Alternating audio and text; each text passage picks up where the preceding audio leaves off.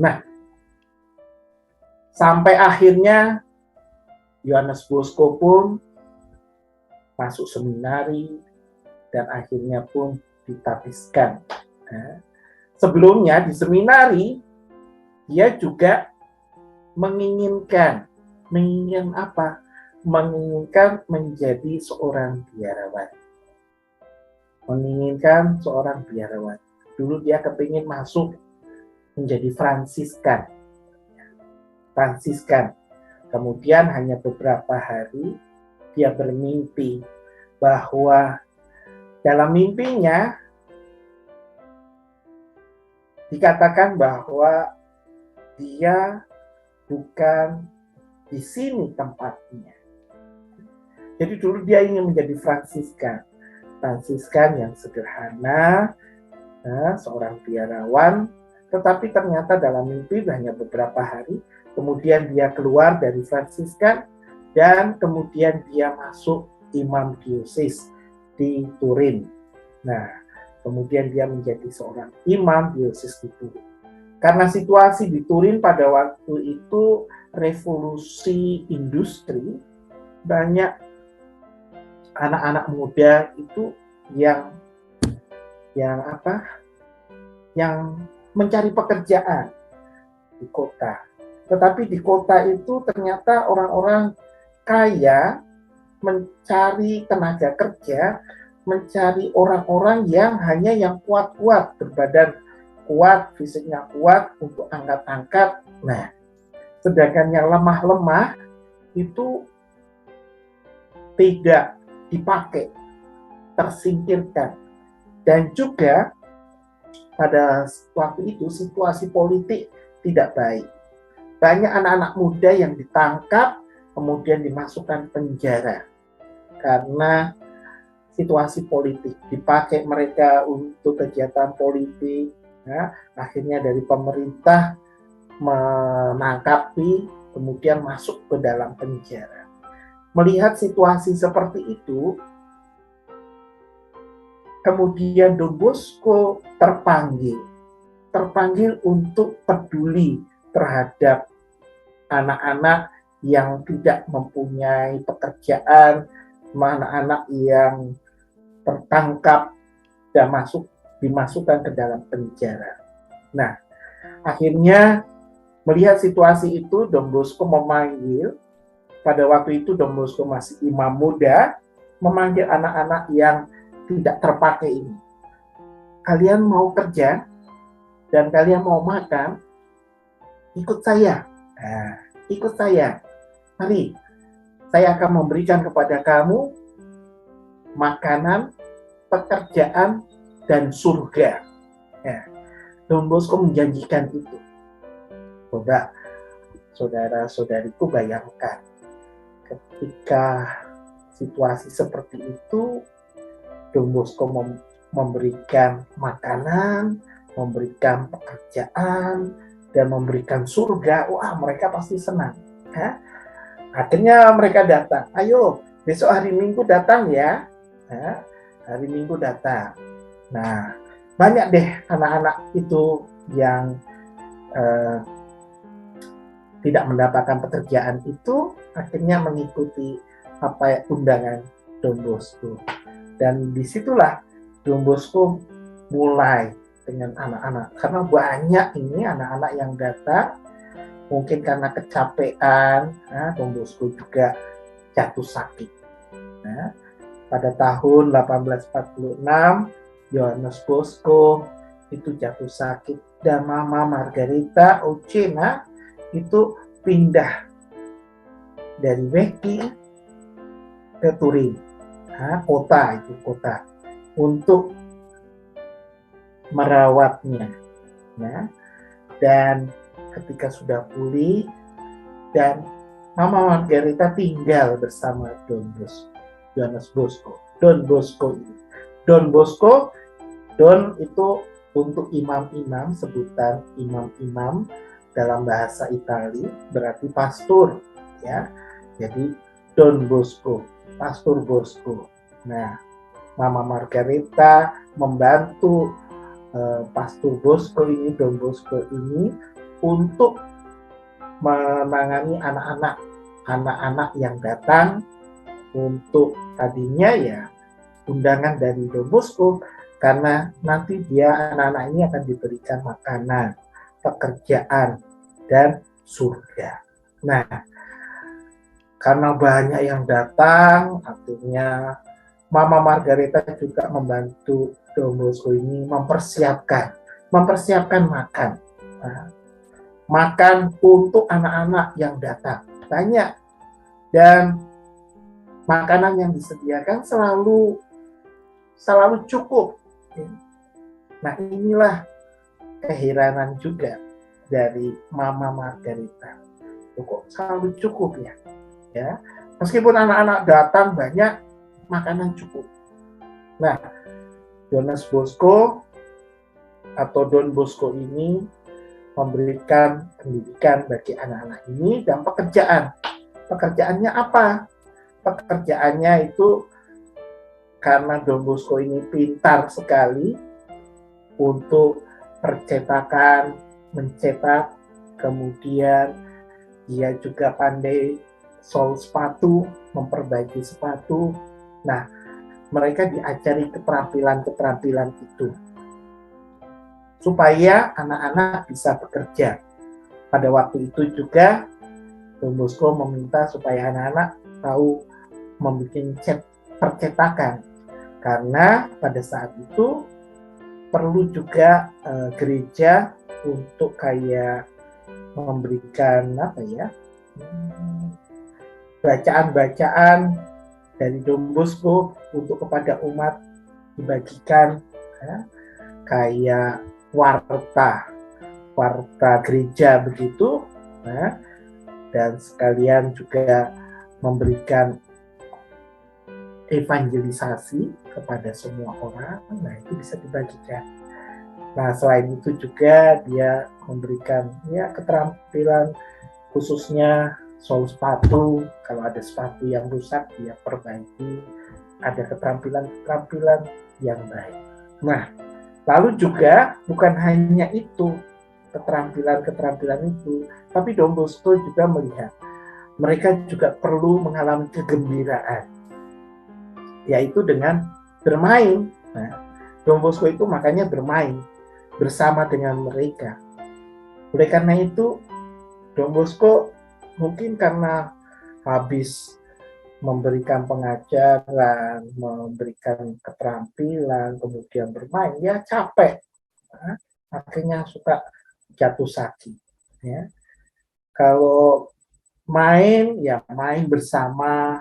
Kemudian karena dia pandai juga berteater, anak-anak diikut sertakan, ikut teater bersama, sehingga suasana menyenangkan dan banyak anak-anak juga hadir ke situ. Nah, Mama Margareta selalu menolongnya, membantu. Nah, kelompok anak-anak yang dikumpulkan ini yang disebut namanya oratorium atau oratori. Ini menjadi kekasan para Salesian.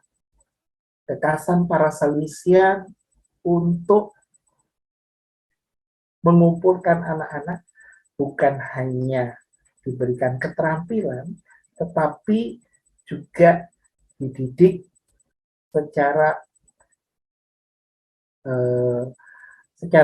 orang beriman, berkatekese. Jadi setelah bermain bersama, kemudian gembira bersama-sama, sebelum mereka pulang, mereka diberikan pengajaran, berkatekese. Jadi Don Bosco berkatekese kepada mereka, dan ajaran itulah yang untuk apa? Untuk menguatkan iman mereka, supaya mereka pun tidak jatuh ke dalam dosa dan juga tidak mengalami kesulitan di dalam hidup. Nah, dan ini dibantu oleh Mama Margareta.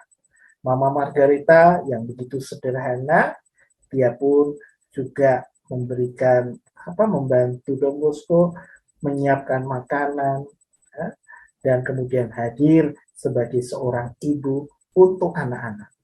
Nah, ketika itu memang anak-anak yang hadir di sini adalah laki-laki, kebanyakan laki-laki, ya. Nah, jadi Don Bosco mengajak mereka di dalam oratori ini. Nah, sampai sekarang oratori ini menjadi karya yang khas bagi para Salesian. Nah, di sini Mama Margareta, walaupun dia itu buta huruf, tidak sehebat ibu-ibu zaman sekarang, ya. Ibu-ibu zaman sekarang itu kan pintar-pintar, ya. Ada yang doktor, ada yang profesor. Nah, tapi ini sosok yang begitu sederhana. Seorang ibu yang buta huruf, tidak pandai sekali, tetapi sangat beriman. Dia itu hanya hafal doa-doa yang biasa yang orang lain mungkin pakai, seperti apa? Seperti Salam Maria, Bapa Kami, ya, Rosario. Nah, yang seperti itu saja. Dia hanya hafal, mendengar, hafal, ya sudah. Tapi dia jalankan dengan penuh iman. Ya. Dan dia menunjukkan kepada anak-anak di oratori itu secara sebagai orang yang bijaksana. Kalau terjadi perkelahian, ya dilerai, diberikan nasihat, sehingga situasi menjadi baik kembali. Dan Mama Margareta ini memberikan inspirasi kepada Don Bosco untuk menjadi sesuatu model yang khas di dalam pendidikan kepada anak-anak di oratori, yaitu sistem preventif atau sistem pencegahan. Ya, sampai sekarang sistem ini dipakai sebagai pendekatan pendidikan bagi para Salesian. Nah, apa saja sih sistem preventif itu? Nah, ada 3 pilar di dalam sistem preventif di dalam mendampingi anak-anak di dalam oratori atau di dalam karya Don Bosco, yaitu reason, akal budi, kemudian agama, dan cinta kasih, loving kindness. Ya, reason, di mana Mama Margareta itu melihat kalau terjadi sesuatu, anak-anak itu jangan ditegur di depan orang banyak, dipanggil, kemudian mendengarkan alasan-alasannya dulu, ya. Kemudian ya disampaikan kalau memang ada sesuatu hal yang salah, ya disampaikan kesalahannya seperti ini dan harus coba diperbaiki dan berani untuk meminta maaf. Nah, itu dilakukan dengan akal budi. Ya. Jadi anak-anak tidak dimarahi, tidak dipermalukan di depan orang banyak, tetapi dipanggil, dimintai keterangan, dan kemudian coba dengan akal budi kita memberikan. Kalau memang hal yang salah, ya koreksi. Kalau memang perlu meminta maaf, ya sampaikan. Nah, sehingga hal-hal yang bisa diterima oleh anak-anak ini ketika terjadi sesuatu perkelahian bisa diterima dan ya sudah dapat diselesaikan dengan baik. Nah, kemudian ini semua didasarkan juga dengan iman melalui ajaran agama, keagamaan. Nah, jadi secara karena mayoritas adalah Katolik, di sini kita mengajarkan ajaran Katolik yang mengajarkan ajaran cinta kasih, pengampunan. Nah, ini yang diajarkan kepada anak-anak.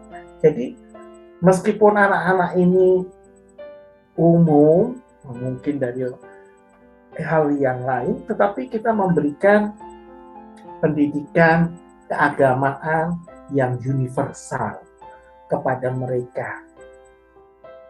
Bahwa Allah itu Allah yang penuh cinta kasih, Allah yang penuh pengampunan kepada semua orang. Dan disitulah anak-anak pun menerima itu. Nah, Don Bosco di dalam karyanya ini, selain dibantu oleh Mama Margareta Lucena ini, dan juga ada imam-imam projo yang tertarik, ya, tertarik dengan karyanya ini, karya Don Bosco. Dan akhirnya mereka pun saling bekerja sama untuk mendampingi mereka, anak-anak di dalam oratori ini. Nah, dan yang terpenting lagi adalah dari Mama Margareta juga memperhatikan dengan cinta kasih. Jadi anak-anak itu diperhatikan satu persatu, meskipun banyak, karena asisten, makanya di dalam karya Don Bosco, di dalam oratori, dengan begitu banyak anak-anak, tetapi diperhatikan. Mama Margareta memperhatikan anak-anak yang hadir di sana. Kalau ada yang nakal ya ditegur. Dan juga teman-teman para pastor yang lain yang juga tertarik akan karya Don Bosco ini. Mereka bermain bersama sehingga semua mendapat perhatian oleh para asistennya, ya. Asisten memperhatikan anak-anak supaya anak-anak ini mengalami kegembiraan dan tidak terjadi kalau terjadi keributan ya segera ditangani. Dan Mama Margareta ini juga selalu mengutamakan Tuhan, sehingga Don Bosco sangat-sangat terbantu dengan kehadiran Mama Margareta. Mama Margareta Lucena ini yang selalu berdoa, mengutamakan Tuhan, dan itu menjadi mengutamakan Tuhan, dan di atas segalanya dia selalu berserah hidupnya kepada Tuhan dengan penuh kesederhanaan dan juga pengorbanan, ya. Jadi seorang ibu yang begitu mendukung hidup dari anaknya menjadi imam, dan akhirnya dia pun di dalam tugas perutusan yang Tuhan mungkin telah berikan dari umur 9 tahun. 9 tahun mimpinya itu menjadi kenyataan, yaitu misinya untuk merubah serigala-serigala itu menjadi domba-domba. Dari anak-anak yang nakal menjadi anak-anak yang baik. Dan disinilah karya Don Bosco ini dipengaruhi juga oleh hidup dari Mama Margareta. Dan dari hidup Mama Margareta ini memunculkan metode pendidikan Don Bosco, yaitu preventive system. Nah, dan preventive system ini didasarkan 3 pilar tadi, yaitu akal budi, agama, dan cinta kasih. Nah, kemudian Mama Margareta pun, ya, karena usianya sudah lanjut dengan usia 68 tahun, akhirnya dia pun meninggal dunia pada tanggal 25 November 1856. Dan saat ini beliau ya dalam proses beatifikasi, sekarang masih venerable. Venerable itu berarti ya orang yang ya boleh dibilang orang kudus lah, tetapi belum menjadi santa. tetapi masih venerable. Habis venerable itu beata, habis beata itu biasanya santa di dalam gereja. Nah, kami sangat mencontoh juga model dari Mama Margareta di dalam karya-karya Salesian, dan Mama Margareta menjadi kebanggaan di dalam kongregasi kami, seorang ibu yang selalu mendukung dalam panggilan, mendukung dalam karya, dan melalui dia kita pun bisa mewujud nyatakan karya Allah di dalam karya-karya Salesian.